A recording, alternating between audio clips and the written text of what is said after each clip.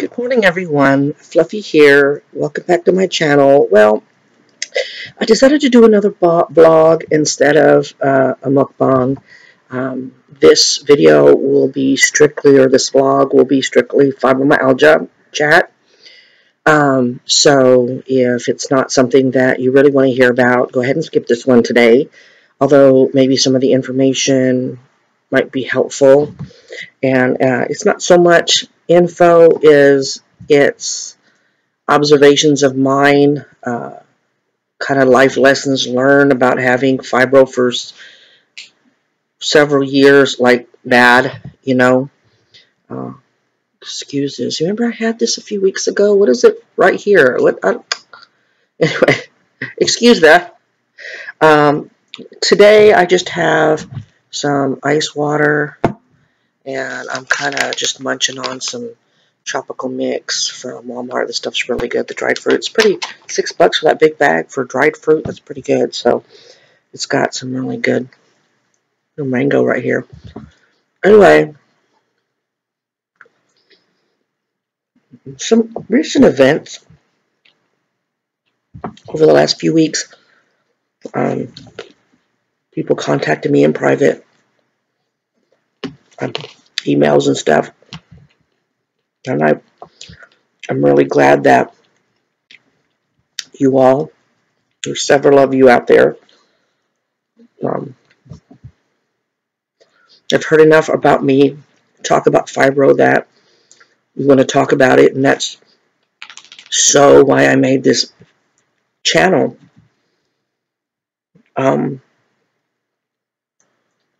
I think one of the things, those of you that are listening that maybe do not have a chronic illness, but you know someone with a chronic illness, have you talked with that friend? Have you talked to that family member? And I mean, I don't mean, hey, how you doing?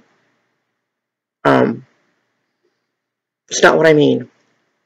I'm talking really sat down and talk about how they're doing, because I'll bet you that friend of yours that you call up from time to time and they tell you that they're okay, they're probably not okay. It's one thing that I've learned, that when people ask you that, most of the time, they don't really care. It's going through the motion, you know what I mean? But even if you do care, they're probably not going to tell you. There are some things that I don't tell my wife. I don't tell her about that extra pain that I'm having, like when I had that, I joked around about being a pain in my own ass. She didn't know. She didn't know I was going through that until she saw the heating pad and she saw me reaching for the Norco. She's like, oh my gosh, is that bad? And so, yeah. I'm fortunate in the fact that my wife kind of went through the journey with me as far as seeing it pull me down, seeing the symptoms, us not knowing what the hell was wrong with me. Now, that's the biggest one. You'll first get fibro, and I imagine it's just about the same for chronic fatigue syndrome, because they're almost the same as far as symptoms go. And probably a lot of other autoimmune diseases or whatever. The symptoms are so multifaceted that you're like, am I imagining it? Is this me being crazy? I can remember sitting on the couch, panicked inside, and finally saying something to the wife about, I'd be sitting there watching TV, and all of a sudden I'd get this tightening of my chest. It felt like somebody was just pushing their hand against my chest, just sitting there. And I would get scared. I can't tell you how many EKGs that I had before I finally got a diagnosis. Because you walk into an emergency room, my age and my size, complaining of chest pain or pressure, what do you think they're going to do? You know? And I'm glad they took the precautions. It's just that sit there every day and you go through it and you're like, am I crazy? Maybe I am crazy. Maybe I am making this up, and then you finally get the diagnosis and then you start thinking a different way. Well, maybe that's not what it is. Maybe they're wrong. Maybe I just need more sleep, or maybe it's just something else. Maybe anything but an illness with no cure. You start thinking that way. I do. Even now, years later, sometimes I'll roll over, just lie there, and I'm thinking, oh my God, maybe this isn't fibro. Maybe this is Lyme disease, because that gets misdiagnosed. Wow, this thing is really sweating. Maybe it's Lyme disease. Maybe it's this, and what it boils down to is now it's fibromyalgia. And first thing I want to address, having said that, is how I got diagnosed. It takes the right doctor, I guess, at the right time. I know my primary, I've spoken about him. He's a whole crotchety guy. I love him to death. And I would constantly go in there. He never made me feel stupid. He never made me feel like I was imagining things, which I appreciated, because I know a lot of those pages, I hear that. And he just kept sending me places with dead ends. So let's try this, doctor. Let's try that, doctor. And finally, I guess he was kind of out of solutions, I guess. And he sent me to a rheumatologist. My wife went with me. And if you know someone that are having mysterious symptoms, really weird symptoms, and go with them, because I went in there, and nobody knows you better than your spouse or your wife or your children or even a close friend you see almost every day, and a roommate. And I was telling him all about what's been going on with me, and the wife told him she'll get up in the middle of the night and take 2 baths because she's in so much pain, or she's afraid because her chest is bothering her, and every EKG says no. And so he kind of slips this piece of paper out without saying anything, pulls it out, and he just starts asking me questions. And it's every weird symptom that doesn't seem to have a connection. Do you ever have chest pain or pressure that seems to come out of nowhere, even when you're sitting still watching TV? And I look at him, and I look back at my wife, and I look back at him, and I'm like, oh my God, yes. Do you often have stomach problems, ranging either from nausea that just comes out of nowhere to diarrhea and constipation, back and forth? Oh my God, yes. And it just was a systematic questions like that. So at the very end of it, he tells me to get up on the chair, on a thingy, and he starts explaining about pressure points. And he says it's one of the things that really pushes the diagnosis towards fibromyalgia. And they say there's pressure points, there's 18 of them, where you can't stand pressure. And that's where viral people, depending on the degree, can wear clothes, can't wear clothes. Me, I told you it was my bra. And he started poking, and I tested positive 16 out of 18. So he tells me, he said, I believe it's fibro. I'm 99% sure that's what it is. He said there's 3 things that it could possibly be if it's not fibro. And he named them, and they were major, and I don't remember what they are. I'm sorry. And he said, I'm going to run blood work for those 3 items just to be sure. He said, but I'm almost positive that they'll come out negative because fibro is what you have. And so fibro is what I had. And then, unfortunately, after that, I had another appointment with him, and we discussed my fibro. And the first thing he said was, I need to apologize on behalf of the medical field because there is no treatment for fibromyalgia. And that's what kind of made me laugh or chuckle, really, in frustration with the Social Security, the disability office. The first time I got denied because one of the things was that I was being treated for my condition and it should not progress. So I'm like, frickin' really? Okay. You should have been sitting in on my appointment. So he says, Pineapple, I want to apologize from the medical field to you that there was no treatment for fibromyalgia. He says, I see that you're already on gabapentin. I said, yes, sir, for my back.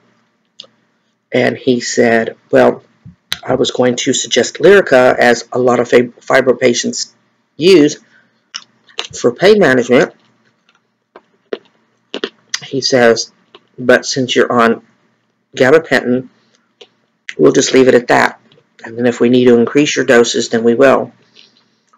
But apparently gabapentin is a less concentrated form of whatever's in Lyrica. It's the same. I think Neurontin, they're the same, but the Lyrica is more concentrated, I guess. So he says, I'm going to tell you right now, I do not issue narcotics to my patients. And of course, I'm looking at him like, okay. Now, I didn't tell him because it wasn't necessary, but I had told you I have Norco, which is Vicodin with less Tylenol, for my back. So I wasn't worried about that. But anyway, I mean, my prescription is 2 years old, and I still have some because I hate the crap. I hate it. That's it. After that, we talked about, for the rest of the appointment, paid $40 copay, talked about his wife's miniature donkeys. And every other appointment was the same. Started off with an apology. And then I would tell him the things that I found researching and talking to other fibro people. But I'm kind of like educating him. Now, there is a blood test for fibro now. Very expensive. About $1,200, I think, and I don't think it's covered by insurance. I mentioned it to him, and he says, well, if you really, really want it, I can see about getting this test. I'll investigate it. I have no idea about this test. I was very shocked. It's still a developing thing, I think, but and he just said, I think it's a waste of test because I know it's what you have. So, and then there comes the donkey convo again. So, I stopped going to him because I would get frustrated because in my mind, I'm wasting $40. But I'm going to tell you, to get disability, okay, and a lot of y'all can't work, you have to have a paper trail for your diagnosis and all of that. So I would encourage you, as frustrating as those appointments are, go to them. Because when you do disability, that's what they're going to go for. They're going to want a release of your medical information, and if you're claiming fibro, you've got to have it documented somewhere that you have it. So I would encourage that. I really need to go back, but I have no insurance when I quit the state. Disability, you have to be on disability for 2 years before they'll give you medical insurance, but then you have to reassess to continue disability 3 years. So you're only getting medical documentation of one of those 3 years. I don't know if that's a loophole or a trick for them to say, well, you haven't been treated for 2 years. Why do you know what I mean? I don't know. I don't know. I'm trying not to be conspiracy theory and all that. You know what I mean? But I'm sorry, this is serious. Vlog, y'all. I haven't vlogged in a couple of days, and now this comes out, but I just feel compelled to talk about fibro in depth today. Well, everything's quiet. I gotta admit, my mom. Sorry, baby cakes. My wife some chicken fried rice in a little while, so she can take it to work. Today's her Friday. Anyway, what I want to say to you, warriors, and I'm not an expert, and I have my days, like we all have.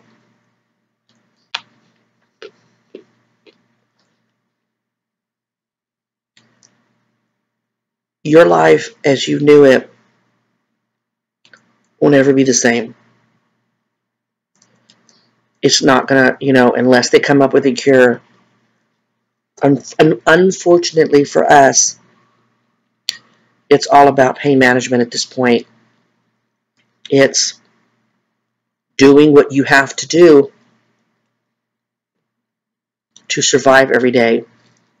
When I say to survive every day, that's to get through every day. They say that fibromyalgia is not fatal.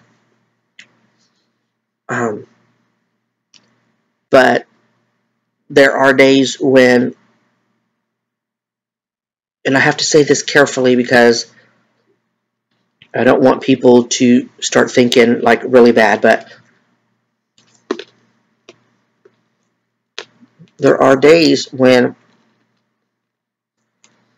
you just want to leave your body behind. You just, you're thinking, how can I go on another day? I've been there. I've been there. And it takes a lot, and I still fall short some days. This channel has been very therapeutic for me, but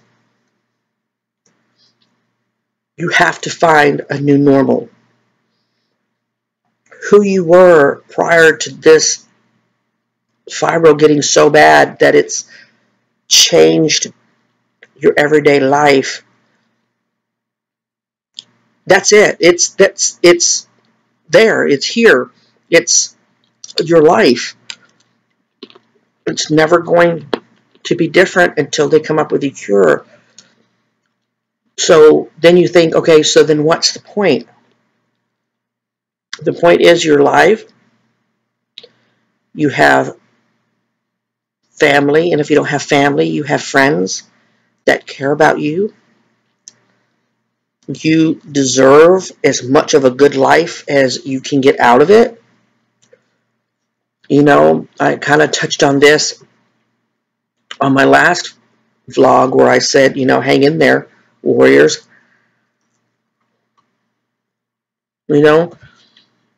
If you're one that loves to go grocery shopping or loves just to walk around the stores, and you can't do that now, and you get upset because you can't do that now, can you do it for a little while?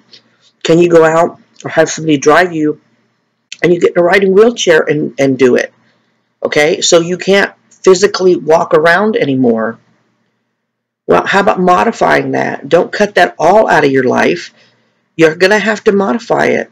You fight it and get pissed off and upset because you can't walk around anymore. Okay, be upset for a minute and then say, okay, how can I keep doing this? And if you get to the point where you can't, then you find a different normal. Because you're going to have to find a different normal. I was in denial for a long time, very frustrated. I tried to go through the motions of work, and it was killing me, even before I fell. We needed the money. I'm going to let the family down. I'm tough. I was a single parent for 16 years. I can do this. I can continue my life the way it was. It was killing me. And I don't mean literally because it's not fatal, but it was kicking my ass. And I was very unhappy. And I always told you stress is right up there with flares and what makes fibromyalgia worse. We're all going to have stressors. It's the sign of the times. The trick is to try to reduce the petty ones, I guess, is if the word I'm using. What I mean by that is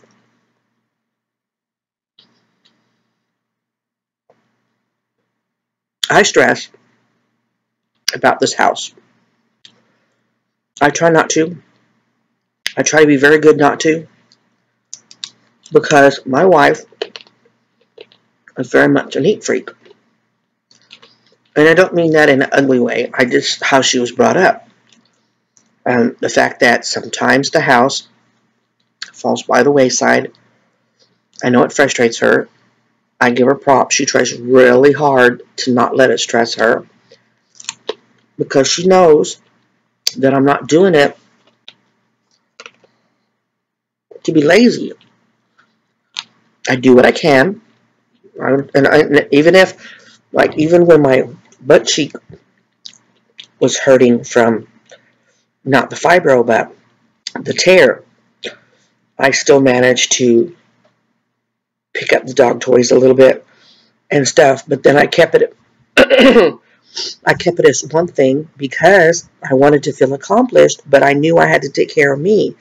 And if I hadn't shut it down and I hadn't just put my little world as this little area right here, if I wasn't sleeping, then I knew that I would have a pain flare and I would be down for longer and I would feel even worse than just my butt cheek pain. Somebody asked me once, what does it feel like to have fibromyalgia? And it's hard to explain, but I had to reduce it to the simplest form, because what I'm about to say, how I explained it, I should have said, in addition to everything else that comes with the everyday side effects or symptoms of fibro. But you don't want to, if they're nice enough to ask, you assume that they really want to know, instead of just, hey, how are you doing? You know how when you get the flu, when that first day, if any of y'all have either had the flu or a really bad cold, like when winter first starts, every single inch of your body hurts. Like it seems like even your hair hurts. And all you want to do is crawl into bed with maybe a heating pad, your favorite pillow, and just everybody leave you the hell alone and you just want to sleep. We feel like that every single day. Every day. And some days are worse, some days are better, but it's every day. You can't escape it every day. You add to that headaches that flare up out of nowhere, nausea. I mean, you can just be sitting there drinking water and all of a sudden this just wave of nausea just comes over you. You know, and you're like, what the hell, man? You know, tummy trouble from one extreme to the other, itching, pain manifesting itself in the form of itching. You see me all the time. I mean, I do it a lot. I try not to, and I don't know why. It's a fibro channel, you know, but there again, you try to hide it from people. You can't hide it, y'all. You can't hide it. Don't try. You know, if your family doesn't understand, then that's too bad. Not for you, for them. But you have to talk to them. You cannot do it on your own. You can't. You can try, but it's support from family and friends that will help you, if they're any kind of good family or friends. If they're any kind of compassionate and they care about you, they're going to help you as much as they can. They can't take your pain away. And when I say you can't do it by yourself, you've got to be able to lean on someone. You've got to, I mean, I keep things, like I told you in the beginning, I keep things from my wife.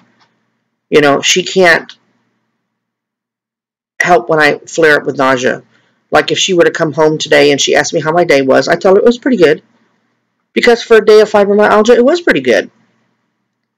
I mean, I could sit here and when she got home and ask me that and run down all the, well, you know, God, like 3 times today, I just felt so nauseous. And, you know, I tried to get up and then I fell back on the seat because my leg just kind of spasmed or whatever.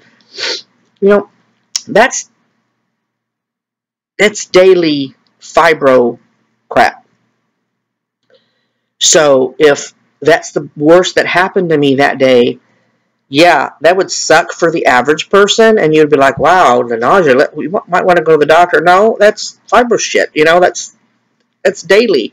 Now, the nausea for me is not daily, but I'm just using that as an example of typical symptoms. So I just say, well, I'm fine, and she knows I go through some stuff. Now, she doesn't know, like, detailed stuff like that, you know, or I spent my whole day, and she'll notice. She'll stop me from itching the tops of my feet when it happens. She's like, babe, stop. You're going to, you know, itch yourself raw and scratch yourself raw. And I'm like, I know. And I'll stop. But initially, you have to talk to your family. You know, they'll listen. If you're having a bad day, like if I'm really having an extra shitty day, you know, and it gets overwhelming, and it does for me. It gets overwhelming. It does. Then I can talk to her. And I can tell her, no, there's nothing she can do about it. She asks if there's anything she can do about it. And I tell her no. But it's enough that I know I can tell her and she'll listen. If you're trying to go through it without pain medication, I applaud you. I applaud you for that. However, if you're in so much pain that you don't think that you can function from day to day, it's time to get serious with yourself. There's pain medications out there that are non-narcotic. You may be at the point where you need, like me, a Norco every now and again because you have to have a day of relief. You have to have a day where you can't start at 0 because your pain isn't at 0.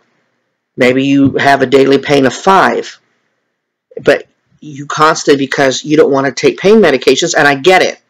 I've told you many times, your pain stays at 8. You've got to have at least one day of 5. You've got to. You know, I take gabapentin. I've tried to start taking it regularly because I know that it helps me feel better. I know that it does. And I'm so sucky at taking medication. But when it gets bad enough that, you know, you need something, then you need something. You need to do something. You need to talk to a doctor and do something. I've gotten a lot of emails. Some of y'all have been emailing me in private because you don't want it in the comment section, and that's cool. Several of you are trying to do it medicine free, and like I said, research. There are like things that you can do, that you can try to do without medication. You know, there are anti-inflammatory fruits and vegetables. There's the trying to go gluten-free. Gluten-free, they say it makes your organs or something in your body swell, and it reduces internally. Getting off gluten reduces inflammation internally, and that's supposed to relieve pressure and therefore pain off your body. That's something to try. But if you've tried all those, like I've tried gluten-free, and maybe I didn't stay on it long enough, but it didn't help me. It just didn't help me. So for me, physically, I mean, it's hard for me to get in and out of the tub. It's a struggle. Try lifting all this out of the bathtub every day. But when I need to go soak, I go soak. I'll be sitting here and my body will just start really hurting, and I'll tell my wife or daughter I'm going to go soak in the tub, and they're like, oh, okay, because that's my norm. That's my norm. As many soakings in the bathtub as I do, that would be abnormal to the average person. Damn, she takes a lot of baths. But that's my new normal. You know what I mean? That's my new normal. Having to sit a lot is my new normal. I've been trying to move more because I have a friend who's got fibro, and she really rallies against it. But just be sure, those of you that you don't do too much, that you're not so frustrated with this illness. And it's easy to get frustrated. I do sometimes too. I get pissed off. Just a matter of not being able to roll over in the bed. I mean, my weight has something to do with it, but then I've been heavy even before the fibro got bad. And I had some difficulty rolling around, but not like now. The pain where you can't hardly shift yourself, and I'll get so mad that I'll just get up and say, F it, I'm just going to get up. So I get frustration too. I get frustration when I watch her go to work, and I get angry because it took that away from me. It took a career I loved away from me.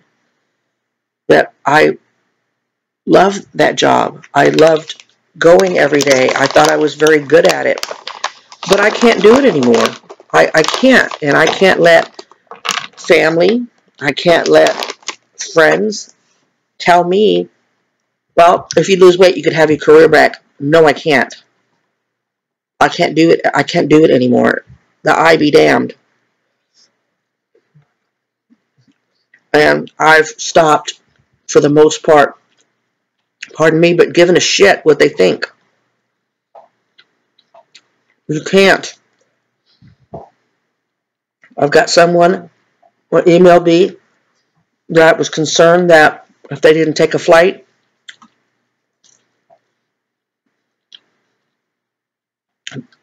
to trying to be careful because I don't want to give away people's business, but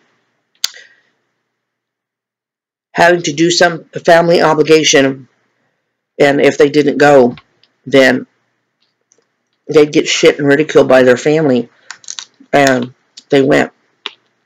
And I'm hoping that they went for themselves, because traveling like that for us is a big undertaking, and that would be pretty bad and pretty sad on the family's part if they're the ones that put that pressure on this person to go. That's just shitty. That's just, I'm sorry, it just is. You can't do that to your family. It's time you understand. And it's time that you, as family members and friends, close friends, start talking to the person that you know that has a chronic illness and having serious conversation. Don't just be so flighty and having I don't want to use a frivolous day. I don't want to do that, because time with family and friends is precious, but take a strong look at them, hold their hand, and reassure them that if they tell the truth about how they're feeling, that they're in a safe place, that it's okay to do that. And start helping them come up with solutions for a new normal. Because y'all, you're never going to get it back. You're never going to get back that former self. You're not.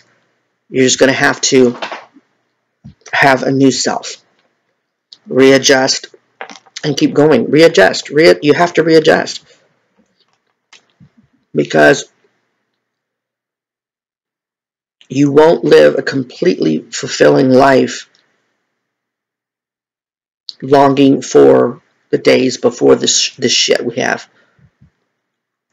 Well, you're just not going to.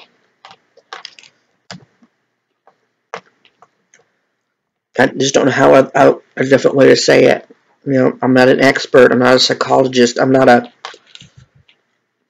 just speaking from countless pages and comments from people on the fibromyalgia, different support pages on Facebook, the many emails that I've been getting from people their frustrations, their needing suggestions about how to proceed.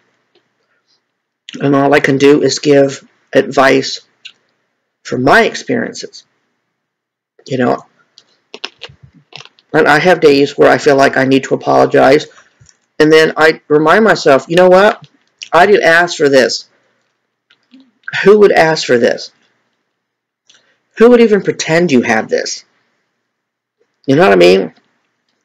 What we got is bullshit, y'all. Bullshit. I mean, when I was going crazy trying to figure out what the hell was wrong with me, because I'm thinking, yeah, you get yourself in a hot, something going on. You're psycho or something. I don't know. I wanted a name for it. I wanted them to tell me what it was.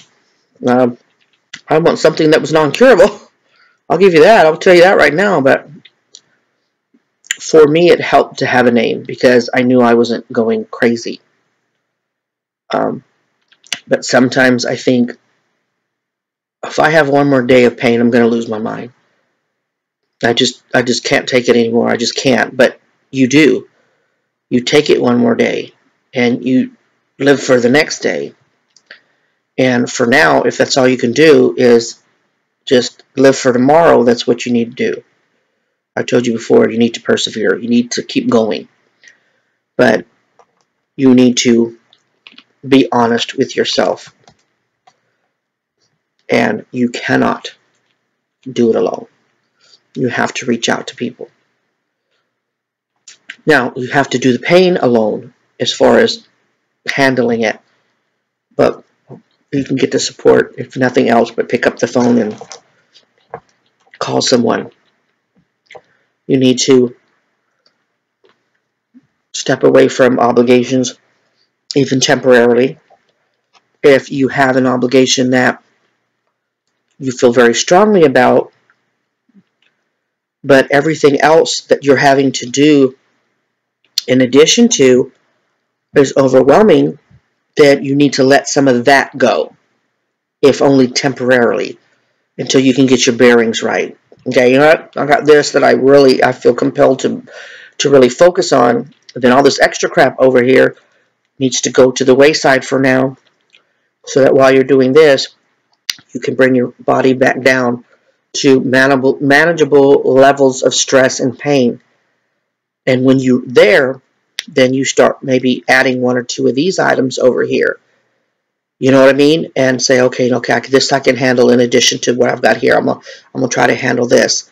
Or I'm doing real good with that, so I'm gonna take back one of these other things that I felt obligated to do. And if you do 2 or 3 or more of these and you find, oh no, I'm starting to get, back to where I just can't handle it, then you put one back. And if those are relatives or friends that take a lot of your time, then they're just going to have to understand, but then you're going to have to talk to them. You're going to have to tell them the truth. And look, you know what? This fibro is just kicking my ass, and I just can't do that right now. And if they're worth their weight in salt, they're going to understand. And if they don't, then maybe you ought to reassess their importance in your life. Does that make sense? So, I've got friends that used to talk, coworkers that used to talk, and ask me if they're in my life. Ask me if they're still on my Facebook page. Because life's too short. And what little bit of life that I have that I can manage, it's going to be the important ones that understand my degree of difficulty and understand what it's costing me to go to that event, to go visit, to whatever, what it's costing me in physical effort, and they understand that's who I want to be around.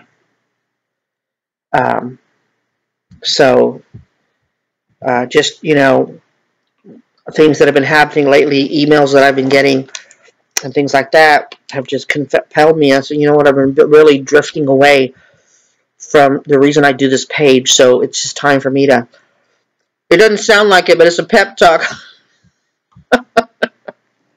But it's serious. You know what I mean? I can't be over here with pom-poms and that kind of a pep talk. But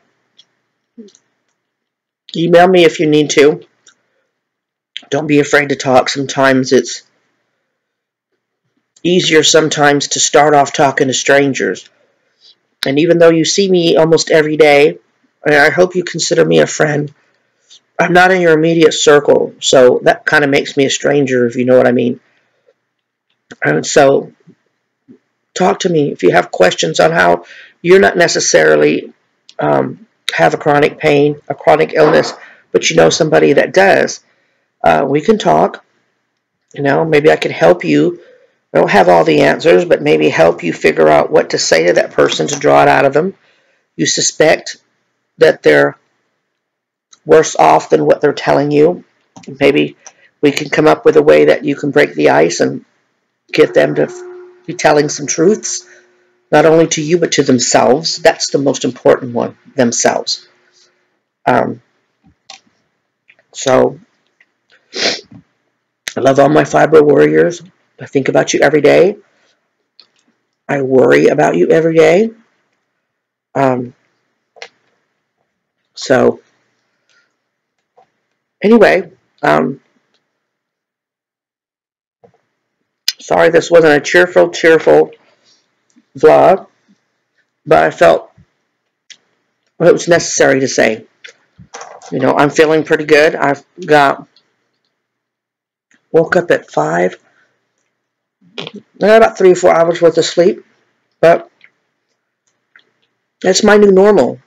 You know, I get excited when I get 5 or 6, but 3 or 4 is my new normal. So I drag myself out of bed and I have a routine where I know that if I lay there, I get frustrated. So I get up, come out here, either do a vlog or just watch a little TV with the dogs. And then sometimes I can get tired enough that I'll go lay back down. And screw who doesn't like it. I mean, I have that attitude, but I don't need that attitude because my daughter and my wife understand, because we've had conversations and they understand it's what I need. You've got to do what you need. You know, if you know you can't go sleep, then don't expect to sleep. Go in there and just lay down and rest. Say, no, I'm not going to sleep, but I can rest. I can get in a comfortable position because maybe the couch or your recliner stopped being comfortable. So you go lay down in bed. Don't get frustrated because you can't sleep. That one I really had to learn, and I still sometimes don't abide by this advice. But I try really hard. Look, I'm not going to go sleep, but I can rest right here. And sometimes not having an expectation of sleep allows me to relax enough to drift off to sleep. But that's what I'm saying. You have to find a new normal.